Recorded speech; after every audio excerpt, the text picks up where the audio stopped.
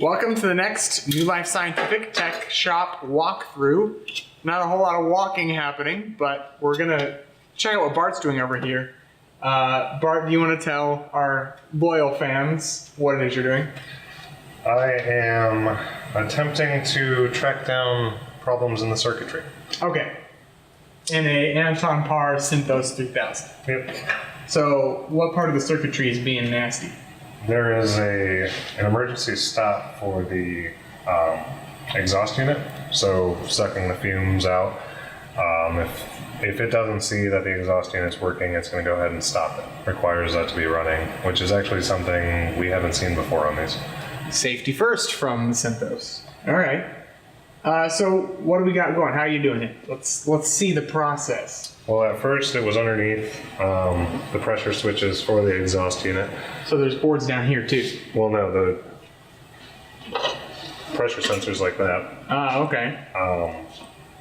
Found those are working fine. Those lead to then a double relayed emergency stop, which found that to be working as well. So now you're deeper. I'm deeper, well, yeah. So where are we at now? I was here, checked relay, transistor, diode. We're fine there. There's one chip on here I need to check, but I gotta put it back together to get the values on the chip while it's running. Cool. So you're actually going to put it back together and then test the chip while this thing's powered on. Yep. I know the expected outputs of the chip based on the input. I know which input to check. I know which output to check. So I'm going to make sure that that output is in fact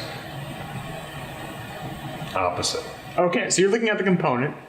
You're looking at what's going into the component and what's coming out. Yep. Okay, so you don't just check what's out, you check what's going in. Yep.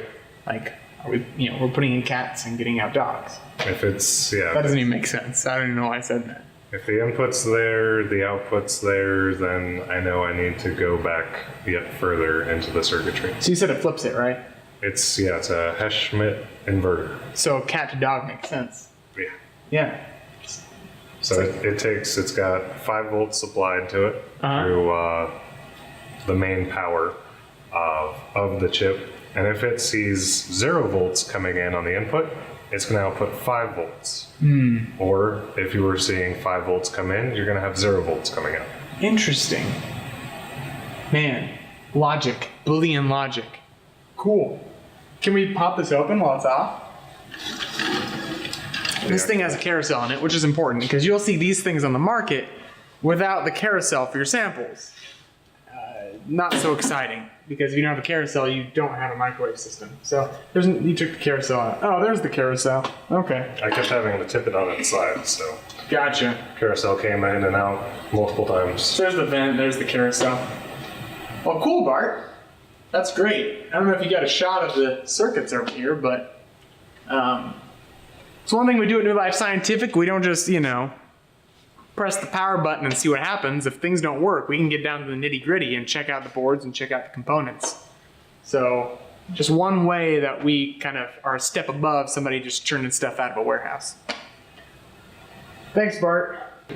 Today it seems like I'm mostly answering technical questions. Which answering technical questions is not the glamorous part of a tech job.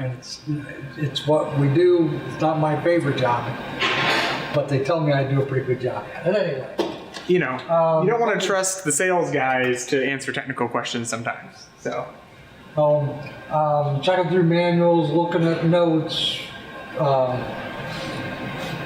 chatting with other techs from anywhere in the world, looking for an answer to a problem. Yeah, that's the nature of it. It's an ugly job, but somebody's got to do it. Somebody's got to do it. Some ugly guy's got to do it. So. And that's another thing that we do. If you buy from a warehouse that don't have techs, there's nobody there to answer your questions. Sometimes the machine's broken, but sometimes you're just doing something wrong or need to understand the machine, and that's why having a tech helps, right? I mean, how many times have our customers had a working machine but just needed help understanding it? I mean, it's very common. Yeah. So some of the stuff it is rocket science in a way. Yeah. Yeah, its own kind of science. Yeah, rockets. Rockets would be cool. Yeah.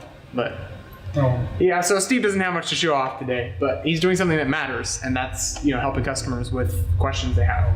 So. If you have problems, you'll probably get a reply from me. Yeah, Steve is our main man when it comes to tech shop questions. So. Great. Anyways, that's our little mini video today. Nothing long. So thanks for watching, and we'll see you next time.